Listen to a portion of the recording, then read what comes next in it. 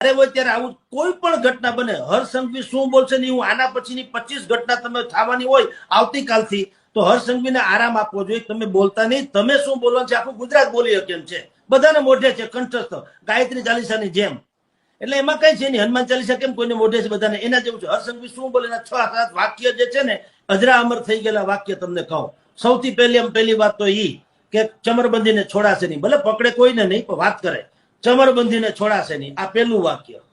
બીજું વાક્ય, એને એકદમ ઝડપથી ચાર્જશીટ, ઝડપમાં એટલે ઓછામાં ઓછા સમયમાં ચાર્જશીટ રજૂ કરવામાં આવશે, આ બીજું વાક્ય એનું છે.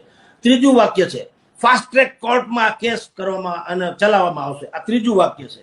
ચોથું વાક્ય છે કે આને કડકમાં કડક ને ધડારૂપ સજા આપવામાં આવશે. આ 4 વાક્ય છે ક્યાં સુધી ચાલે ખબર છે?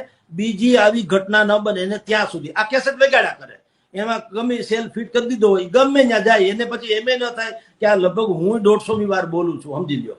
એટલે આટલી બધી નોનસેન્સની બધી વાત